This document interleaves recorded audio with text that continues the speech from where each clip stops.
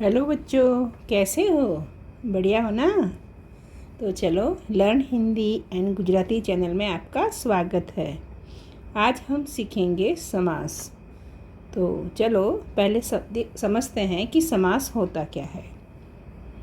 समास में क्या होता है कि जैसे एक शब्द है, समझ लो कि विधि के अनुसार ये शब्द है ना? विधि के अनुसार ये 3 शब्द हुए, एक, ये 2 और ये 3। ठीक है, इनको जोड़ के बना लिया यथा विधि। ठीक है, तो यहाँ हम ये कह सकते हैं कि या तो 2 या 2 से अधिक शब्दों के परस्पर संयोग को समास कहते हैं।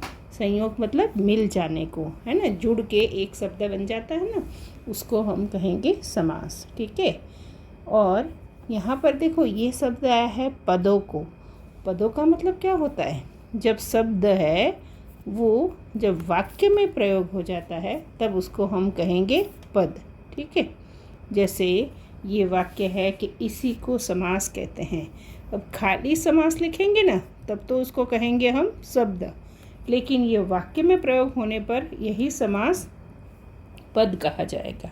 ठीक है, तो इस प्रकार आप समझ गए ना कि शब्द किसको कहते हैं और पद कैसे कहते हैं। ठीक है, और समास किसको कहते हैं?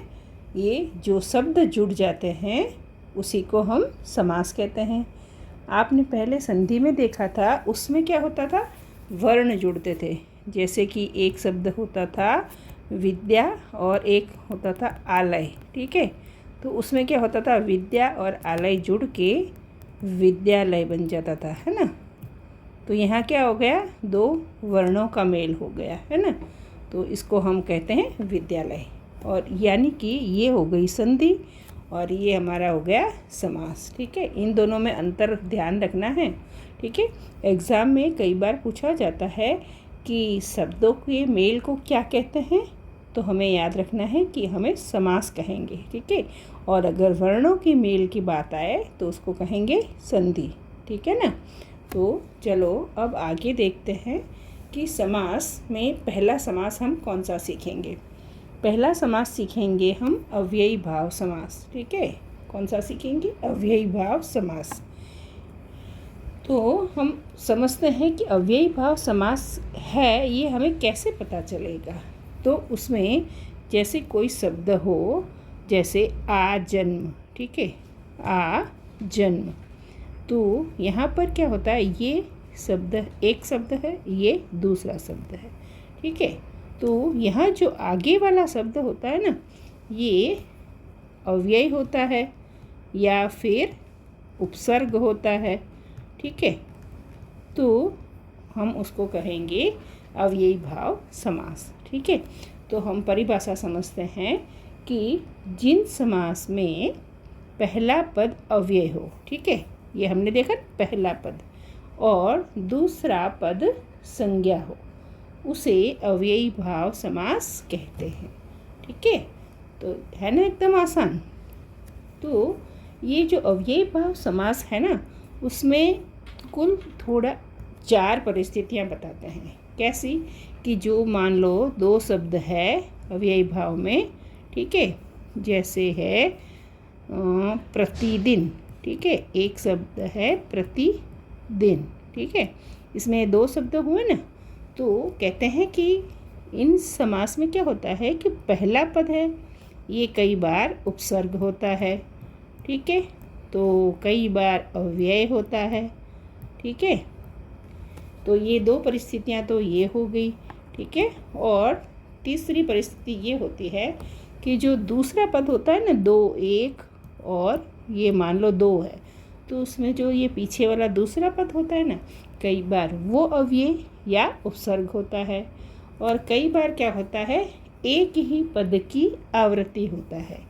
जैसे दिनों दिन, दिनों दिन। ठीक है, तो इसमें ये दिन और दिन, इसकी एक ही पद की आवृत्ति हुई ना, तो उसको हम चौथी प्रकार की बात कह सकते हैं। ठीक है, तो हम चारों तरीके देख लेते हैं। अव्ययी भाव 4 तरीके से, कौन से तरीक़ों से उपसर्ग से बनता है, अव्यय से बनता है, आवृत्ति से बनता है, ये सब हम देख लेते हैं। ठीक है, तो सबसे पहले देखते हैं पहला प्रकार। उसमें क्या होता है, पहला पद उपसर्ग होता है। ठीक है, देखो ये शब्द है हमारा जैसे अनुगमन। ठीक है, इसमें ये जो अनु है ना, ये पहला शब्द ये उपसर्ग है। ठीक है, दूसरा है अनुरूप, तो इसमें पहला शब्द ये भी अनु उपसर्ग है। आ जन्म में आ, ये भी उपसर्ग है। अत्यंत में अति, ये भी उपसर्ग है। तो देखा आपने कि जहाँ पहला पद उपसर्ग आता है ना, उसको हम कहेंगे अव्ययी भाव समास। ठीक है, तो अनुगमन उसका विग्रह, यानी कि उसको पूरी तरह से ऐसे हम समझते हुए लिखे तो हम कहेंगे गमन के पीछे गमन, यानी कि जाने वाला कोई जाता है उसके पीछे जाना, वो अनुगमन हो गया। अनुरूप उसका विग्रह होगा जैसा रूप है वैसा। आजन्म का विग्रह होगा जन्म से। अत्यंत का विग्रह होगा अंत से भी अधिक। कई बार है ना, एग्ज़ाम में पूछा जाता है कि इस शब्द का विग्रह क्या होगा। ठीक है ना, तो हमें ये विग्रह भी समझना होता है। ठीक है, चलो कुछ उदाहरण और भी हम देख लेते हैं कि इसमें क्या लगा है आगे उपसर्ग, है ना। देखो ये अति, क्या लगा है, अति लगा है। ठीक है, ये देखो अति अल्प, है ना, अत्यल्प हो गया, यानी कि बहुत ही अल्प। अनुसार, इसमें लगा है अनु उपसर्ग, जैसा सार है वैसा, ये विग्रह है। अनुदान, ये लगा अनु उपसर्ग, दान की तरह दान। आजीवन में आ उपसर्ग, जीवन भर। निर्भय में नी उपसर्ग लग के भय से रहित। प्रतिदिन, ये प्रति उपसर्ग लगा है, हर दिन। प्रत्युत्तर, इसमें प्रति उपसर्ग लगा है, उत्तर का उत्तर, है ना आसान। चलो अब आगे देखते हैं हम दूसरा प्रकार। ठीक है, तो पहला प्रकार देखा, आगे उपसर्ग था, अब दूसरा है अव्यय। अब आप सोचोगे ये अव्यय क्या है, उपसर्ग क्या है ना। जैसे देखो उपसर्ग में क्या होता है कि हमने देखा था उपसर्ग और प्रत्यय ऐसे आता है। प्रत्यय क्या होता है, किसी शब्द के पीछे लगता है, और उपसर्ग है वो शब्द के आगे लगता है। अब बात करते हैं अव्यय की।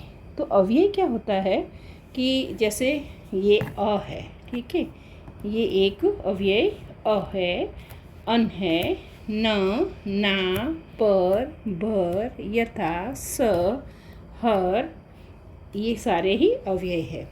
ये अव्यय क्या होते हैं, इनको चाहे स्त्रीलिंग में हम उपयोग में लें, चाहे पुल्लिंग में लें, चाहे एक वचन में, चाहे बहुवचन में, चाहे वर्तमान, भूत या भविष्य, कोई भी काल में लो, फिर या फिर पुरुष भी, चाहे प्रथम पुरुष हो, मध्यम पुरुष हो या अन्य पुरुष हो, चाहे कोई भी कारक लगा के हम उपयोग में ले, तो भी इन अव्ययों में कोई भी अंतर नहीं आता है और न ही परिवर्तन आता है। ठीक है, इसी कारण इनको हम क्या कहेंगे, अव्यय। तो पहले तो अव्यय समझना था ना कि अव्यय कहते किसको है। ठीक है, अब ये अव्यय क्या है, शब्द के आगे लगते हैं। ठीक है, और अव्यय के आगे लगने से भी हमारे ये समास अव्ययी भाव समास कहे जाएंगे। जैसे ये देखो क्या है, यहाँ कारण के आगे लगा है अ। ठीक है, तो क्या हो गया, अकारण, मतलब कि बिना कारण के। अन, ये देखो अन अव्यय लगा है ना, तो अनजाने मतलब बिना जानकर। असंभव, संभव नहीं। न गण्य, न गण्य। ना पसंद, न पसंद। परोक्ष, अक्षी से परे। भर पेट, पेट भरकर। यथानुरूप, उसी के अनुरूप। तो यहाँ भी देखा आपने, आगे सब क्या लग रहे हैं, अव्यय लग रहे हैं। ठीक है, तो अव्ययी भाव समास की हमने रचना देखी, अव्ययी भाव। उसमें पहला प्रकार था कि आगे लगता है उपसर्ग। ठीक है, दूसरे में आगे क्या लगता है, अव्यय। क्या लगता है, अव्यय। ठीक है, ये याद रखना है। अब देखो, अगर आपको समझ ना आए ना कि ये उपसर्ग है कि अव्यय है, तो भी कोई बात नहीं, हम पहचानते तो है ही ना कि अन, न, ना, पर, भर, यथा, ये सारे अव्यय है। ठीक है, तो इनको पहचान के भी हम समझ सकते हैं कि ये अव्ययी भाव समास है ना आसान। चलो अब आगे देखते हैं अव्ययी भाव समास और कौन सी परिस्थिति में हम कह सकते हैं। देखो, इसमें क्या कहते हैं कि अव्यय है वो दूसरा पद है।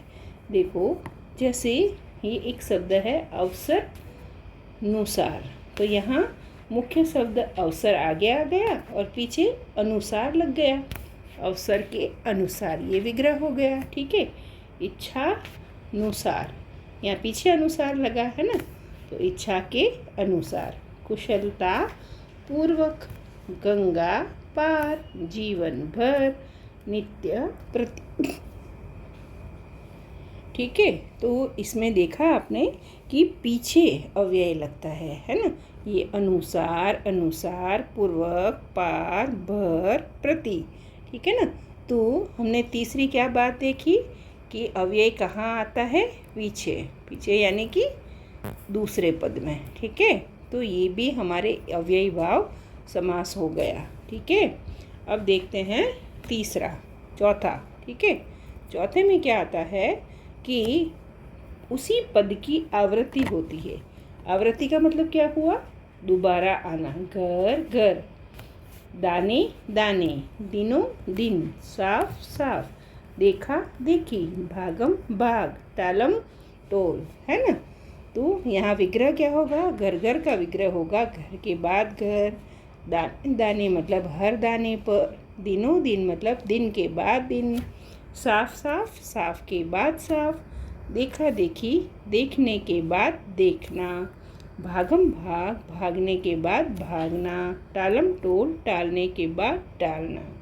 ठीक है ना, तो ये तो उसका विग्रह हो गया, है ना आसान। अब अव्ययी भाव आप बिल्कुल आराम से पहचान लोगे कि आगे आता है, क्या आता है, दो पद होते हैं, उसमें से आगे अगर उपसर्ग आता है, ठीक है, आगे अव्यय आता है, ठीक है, और आगे क्या देखा कि पीछे भी अगर उपसर्ग और अव्यय आता है। ठीक है, आगे शब्द आता है और पीछे उपसर्ग और अव्यय आता है।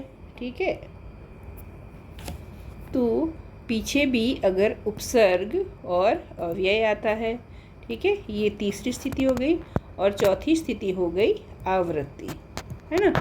तो इस प्रकार आप समझ सकते हो कि ये हमारे अव्ययी भाव के सारे उदाहरण हैं। तो आप अब इतने सारे उदाहरण देख लिए ना, तो आपको बहुत अच्छा अभ्यास भी हो जाएगा, है ना। समझ में आ गया ना। तो वीडियो आपको अच्छा लगे तो लाइक, शेयर और सब्सक्राइब करना है। Thank you.